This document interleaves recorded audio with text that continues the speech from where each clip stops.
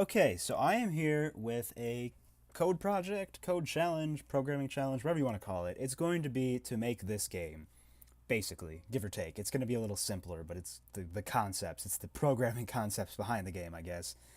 Um, this is called Dice Wars, also known as Risk. I guess it's similar to Risk. I think there's a few changes in the rules, kind of, but it's basically Risk. So the idea behind this is that it generates a map and each tile has a value assigned to it. So, for example, this one has 6, 4, 4, 6, so on. And that number decides how many dice rolls you get. So, for example, a stack of 4 can get 4 dice rolls, which means it can get a max score of 24.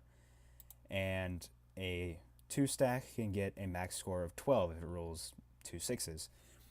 So, the goal of this game is to take over all of the tiles with your color. And to do this, you basically go to combat and roll dice, and whoever gets the higher roll wins. So 12, 9, I win.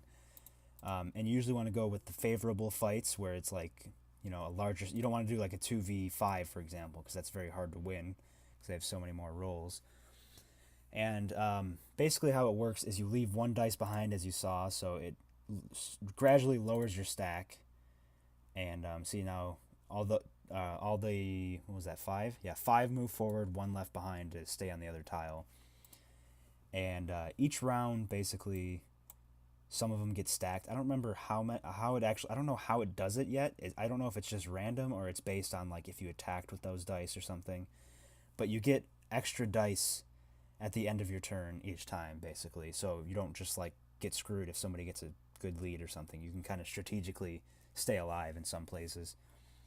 And that's basically the concept of the game. So for this first episode, I'm going to make the tiles, or generate the map, basically. That's the first thing we need to do, is make a map that generates. And I've made one already, but this is not the one I'm going to use because, I'll just show you real quick. So this is nice and all, right? It generates just a bunch of squares. I'm not doing the crazy map, or the crazy shapes or whatever. It's just squares. Has different generation each time I run it.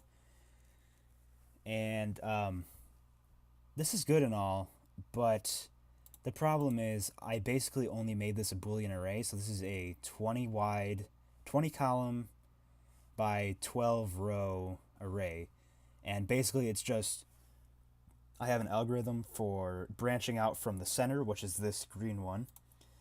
And if the section of the array is set to true, then draw a square. So that kind of works, but it's not super good, or it's not super practical because each tile in the actual game would need to store data. For example, which player owns it and which number is on the tile. So it doesn't really work too well. I guess actually though, that might work. So what I was thinking of doing, hang on, why did that happen? Let's move that. Also, I'm working in JavaFX. I don't know if I mentioned that, but okay, anyways. So what I'm thinking here, so that's why I had that import. I was wondering why this imported. So what I was thinking was that I would have to make a tile object, which I do have to make a tile object. I made it like a simple one real quick. It has an X value, a Y value, who owns it, and a dice value. The reason this isn't a Boolean is because I might be able to do more than 2 players, so I might as well keep the option open. And that's really all this is. It's just the basic things for now in this method. But I was thinking I might have to do like an array list of tiles and work from there. But I might be able to actually do a tile or do the same tile generator using a Boolean 2-dimensional array, and then when I draw it, I'll actually just instantiate a bunch of new a bunch of tile objects instead of just rectangles. That could work, but I'm gonna see if I can do it this way. If I can't, I'll just cut all this out and you'll see me in like 2 seconds. Okay, so I'm just gonna go ahead and go back to the old way. I'm cutting out everything I just did. I was trying a bunch of stuff, and it's very weird trying to do it with the tiles directly. So instead, what I'll do is do a Boolean array and then generate the tiles based on the Boolean array instead of doing it straight to the tiles, which might be less efficient. I'm sure somebody better at this could do it with the tiles directly, but I think I like this better. Let's also do a public Boolean get grid, return grid. Okay, so we're gonna have a 10 by 20 grid. The other one was 12 by 20, but that took up a little too much space, so I'm just gonna do 10 by 20 now. And we'll just do this basically the same way, and then we'll generate it differently in the main method, or main class, or main method, main class, same thing. I get, well, not the same, but all right. I'm never mind. So tile generator, we want to start at the middle. So let's do grid 4 9 equals true, right? The reason we do 4 9 instead of like 5 10 is because we're starting from 0. We're doing 0 through 9 instead of 1 through 10. So 4 would be the middle, and 9 would be the middle of each one. And then we want to do generate grid for starting at 4 9. And we want to have a int max tiles equals, we'll say 50 for now. Int num tiles equals, we're starting with 5. It's not going to look like that for now, but we'll start with 5. It'll be the middle tile and then 4 around it, basically. But for now, we only have 1 tile already started. And what else do we need? We need hold. Do we need that? Did I actually use that? Let me just check real quick. I might have used that. I'm not sure, though. What if I delete it? Let's see. Oh, I did use it. Okay, I used it there. That's right. Okay. So that should be all we need for this. So let's just do int hold. I'm probably going to be referring back to what I already did a lot of times just because I did it already. I don't want to try to refigure out what I've already done, basically. So this here is essentially, I don't know if I explained this already, but this is essentially to generate the 4 tiles surrounding the first tile. We don't want to do that every time. We just want to do that on the first one, which is why I check the rows and columns. So we'll do if row equals 4 and col equals 9. Then we'll do, well, actually, let's just generate them how it is now. We won't do it. Let's just do this. We'll just pass this in. I will modify this later, but for now, let's just get it to work, and then we'll change it. The reason I had that whole choose order thing is because some of them would get favored. For example, because it's recursive, so one side could potentially generate all 50. It'd be very unlikely, but it could potentially generate all 50, which means one side would always be biased towards every time. So I wanted to make this so each one had a different first side to start branching from, if that makes sense. But for now, we'll just do it like this, just to leave it, or just to be safe. So we actually want to do it, let's do 5 9, and no, hang on. So what is my default here? Let me just make sure my numbers are right. So I had 5 and 9, which means I have to go 1 lower on my rows every time. So I would do 3 and 5, and then 4 and 4, and 9 stays the same. I already kept it, so that should be right.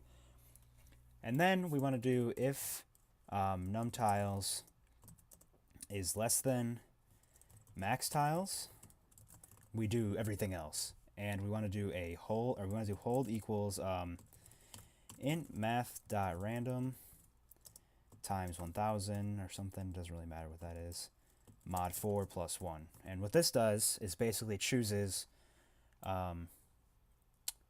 between 1 and 4. So this is going to choose which direction to branch that tile from, basically. So we do need to declare a valid position. Let's actually just do that right now. So to be a valid position, it needs to have the row needs to be greater than 0. Can it be greater than or equal to? I can't remember. It can, okay. I was just making sure. Yeah, greater than or equal to, because then once it tries to generate the next one, it'll hit the valid position and stop. So yeah, that's fine. So r equals greater than or equal to 0, or greater than or equal to 0. R is less than or equal to 10. Or would it be? No, it'd be 9, because we're going 0 to 9. Yeah. I did all this out. You think I would like know it more than I do. And it's greater than or equal to 0. And column is less than or equal to 0. Or less than or equal to 19. Return true.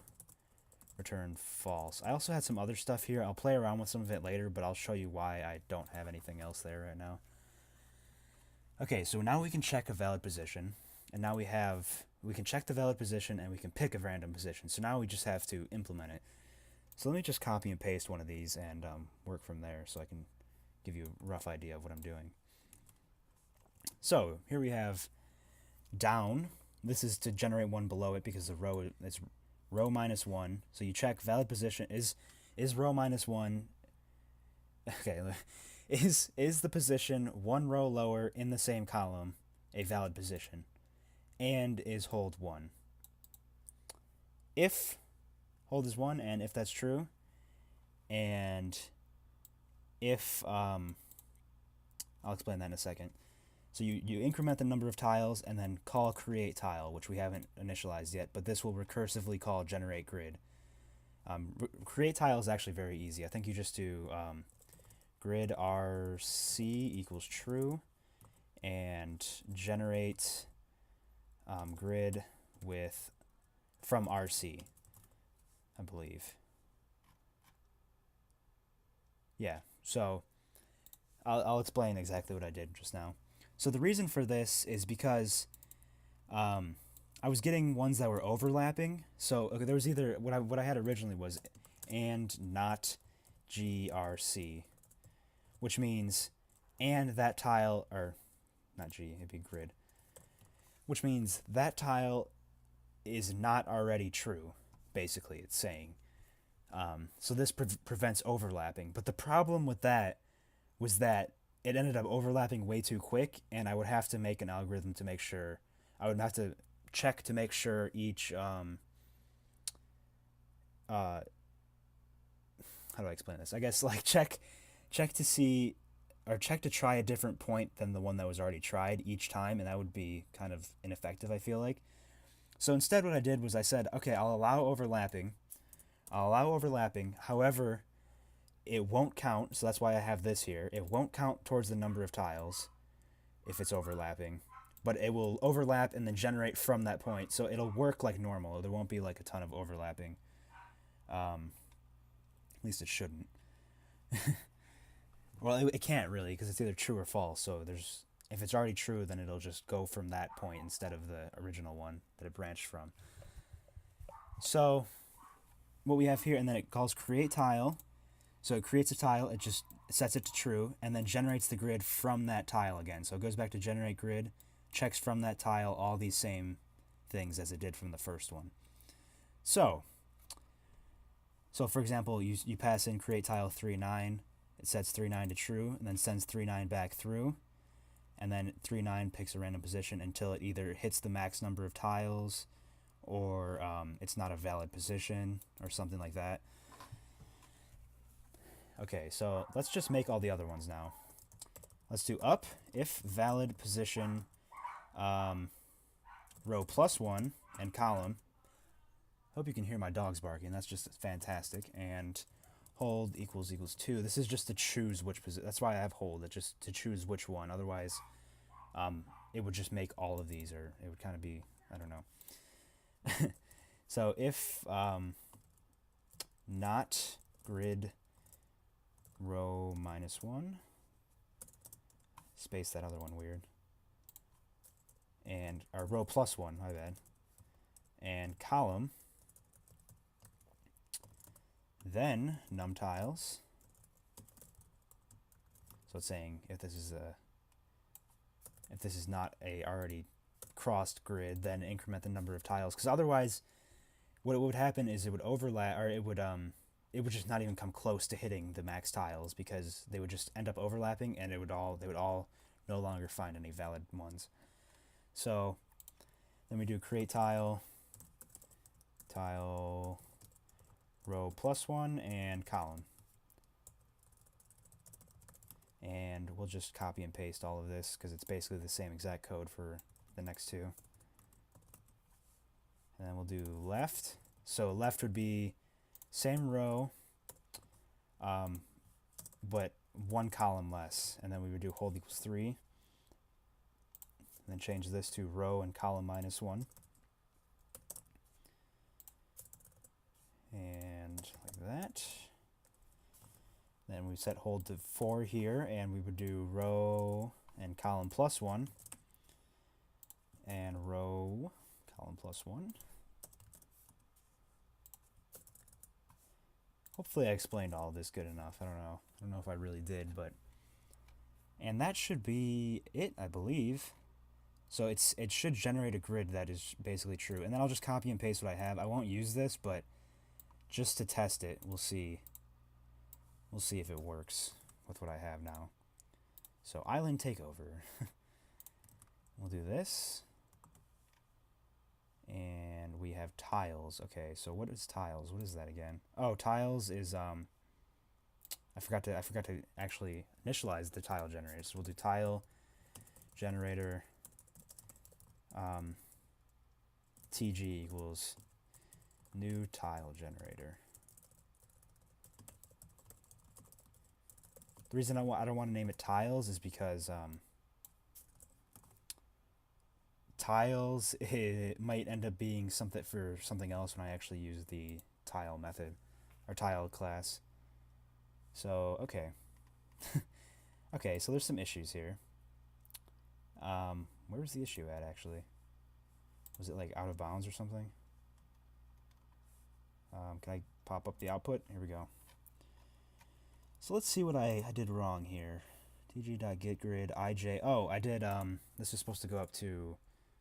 No, this is good. This is 19. This is supposed to go up to 10, or was it 19 or was it 20? It was set to 20. Okay, so this should go up to 10. Hopefully that was just all. Okay, so now we're generating the grid just like the other one. So it should just randomly generate. Yeah, that's perfect. We can even do the whole clicking on whatever. I don't know why I added that, to be honest. But now we need to change how we actually how we're actually generating them. So, or how we're actually drawing the squares, because right now we're just making a square object and just drawing it. We need to make a tile object. So let's go ahead and delete all of this. And what we want to do maybe is I could make a second, maybe we'll make a second two-dimensional array. Maybe I could use the array list here. Let's try it. Array list tiles equals new array list. Import the array list. And then what we would do is tiles.add new tile at I would be the y coordinate actually, so this is backwards. It's kind of weird. Because I is the rows, so I actually want to do ji here, which is weird, but oh well. So now for every one that is available, we're generating a new tile, and so maybe we want to do tiles dot. I guess what we can do is just add them all now in this for loop, like that, and then maybe do another for loop for tiles, or for how is this again? I think it's t tiles. How do you do this? For tile t, right? Something like that. For tile t and tiles, we do t dot Maybe we should have saved some of that code because we want to use like this set translate and stuff.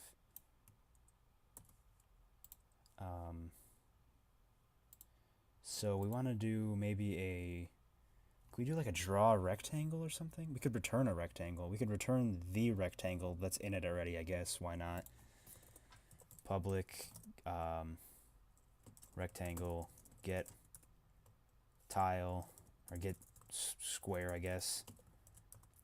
Return, what did I name it? Tile. Okay, now we can get the rectangle from each one, so we can do root dot get children dot add t dot get square,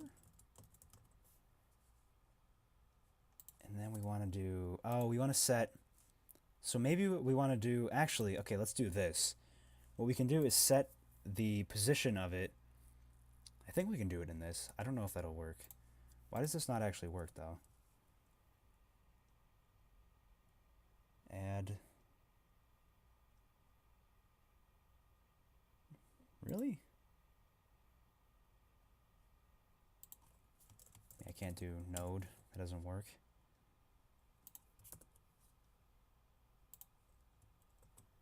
Okay, now that's all.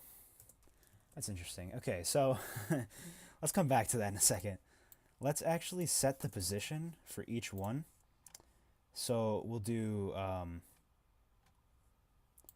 set position. I think this will work. I might have to do it in the other class though. We'll see. Set position. We'll make a method called set position. Set position. And what we want basically is this. We want to use these. So set translate 50 times I. That would translate the Y, I believe. So we want to do, yeah, JI. I is for the J. So we want to do 50 times Y. And then we want to do, can you not do tile.set translate? Oh, okay. Why does that not work? Oh. Oh. Did I import the wrong rectangle?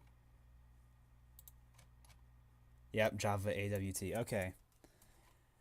So I think that's why it was giving me some problems. So let's do JavaFX rectangle. And then we can do, why is this not right? Oh, C pose. And then we can do tile.set translate x to be 50 plus 50 times x. And now here, no, this is the wrong one. Now, I want to do t dot get, I guess this doesn't have to be public, by the way. We can do private. T dot get square. So is the rectangle Java AWT? No, it's FX. So why does that not work? Root dot get children dot add t dot get square. Oh, it does. Does this work now? Let's see. Ooh, okay, but it does. It does work. Okay, that's amazing. Okay. Good. Amazing. Perfect. So all I have to do here now, I guess I'll just do, it's kind of ugly because it's in the set position one, but I'll just do tile.set fill to color.red. I'll just do a filler color for now. Tile.set stroke width, actually let's do 2. Tile.set stroke height, or not stroke height, just set stroke to color.black. We'll import color. And now we should have a bunch of tiles with values on them. Yeah, that's pretty cool. So now it should generate a random number of tiles. Well, not a random, it should be, so what did I set the number? It's the weird thing though, since it's like recursion, it's very weird about the max tiles. Let's say I set 10. it's very weird about it. Like 1, 2, 3, 4, 5, 6, 7, 8, 9, 10. Like that one worked. But sometimes it goes over by a little, but usually it's like not much. 5, 6, 7, 8, 9, or under a little. Like it's close enough that I don't mind that it's kind of like a soft limit, which I think is actually better. This is 10. We can do 200. That should fill it all up, or give or take. No. It's very weird about this too. Like if I do 201, I think it works actually. Okay, I don't know. We'll format the positioning and stuff too, but let's just do for now like 50 tiles maybe. I guess it depends on how many you actually have. I like 50 because it's a balancing ground, I guess. It's like you can get like a good amount of variance, but it's still like a lot of tiles to actually conquer. So now let's just actually, just for the sake of trying it, or ooh, real quick, let's actually just make all of this. Let's just copy and paste this because I don't want to deal with this. This is all, it's kind of pointless. Like, it's not pointless, but it's kind of, it's not something big that I have to explain. I just kind of hard-coded which ones come first, as I already explained. So let's just actually just do this. Give it a little more variance. I'll do choose order. Put this where? We put it in, right here. Oh, but I gotta actually swap all those around now. That's annoying. So I'm gonna do 3, 5, 4, 4, 4, 4, 5, 3. I think I'm using the right position. Let's see. 4, 3, 4, 5. Just recommend all at once. 6, 5, 4, 3, 4. And let's just try this. This is just to ensure kind of a different order every time, so it's not always one-sided, like I said. So it seems like it's mostly going... Yeah, okay, there's one in the opposite direction. Okay, that's a little better. These maps might have to take a little tweaking to get them a little more balanced, but I think it's fine how they are for now. So let's just, for the sake of it, let's just distribute numbers to each of them. Let's just say... let's just do dice equals int math.random times 1000 mod 6 plus 1. So that'll be values between 1 and 6. So it can be 1 and 6 dice. And let's draw... I guess I can just do text. There's no way to add text to a rectangle, right? It doesn't like that. Okay, hang on. Why does this... What is this? Why is this not good? Oh, it's dice val. Whoops. Okay, so let's do tile dot... You can't, like... I'm assuming you can't set text to it, but why not? We'll see. Set...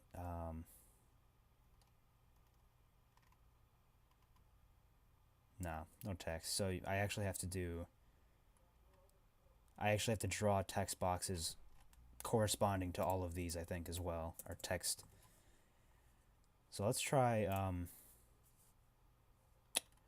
where should we initialize this? I guess we can just do it up here.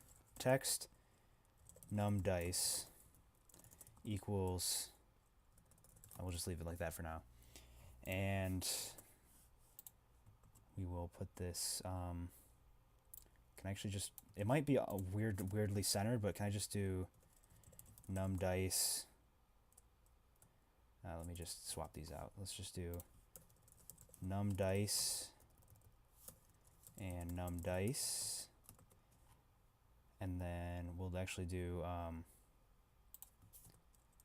num dice dot set text to string dot to, or integer dot toString dice val. And I wonder if this will display all the dice values on each of them. Oh, that's not good.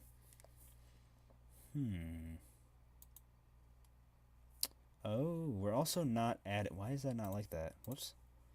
Why is... No, stop. Stop popping up. I'm trying to look at the output. Null pointer exception. Okay. So...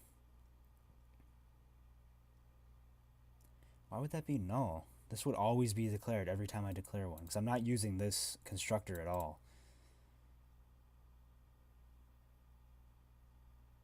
Okay, you know what? Can I just put all of this directly in here? What if I just do that? It's ugly, but I'm just doing this for the sake of testing to see if I can get these numbers to display while I'm here. Tiles.add. So it's a problem with set text. Why? Equals new text, maybe? Do I have to do that first? That's probably what it is, actually. Ugh. Okay, but now I'm not displaying it, so let's also do root.getChildren.add t. We need to have a get dice num. I don't know, something like that. So public text get dice num would be return dice num dice. And then let's try this. Let's just see if we can get it. It's going to be like off center and stuff, but hopefully they'll all have a number on them. So 5, 4, 4. Okay, so we do have it, but it's like very weirdly formatted. Let's see if I can play with that real quick. So how do we want to translate this? Maybe we can do 55. Okay, so they were above it, so we need to have translate y needs to go further down, so maybe we'll do 75 and 75, give or take. That might center them a little more. That's close to centered. But now, I don't know if that's a little too hard to see. Maybe we can do numDice.set font. I don't know how to do the size. I forgot it all. New font dot. I don't know. I forgot what this was. There's a way to set the font size. I forgot it though. Guess we could do set scale. That'd be really ugly though. We can actually do numDice.set fill, right? Yeah, let's do white. Color.white. Just to give it a little more visibility for anybody watching this, because it is kind of small.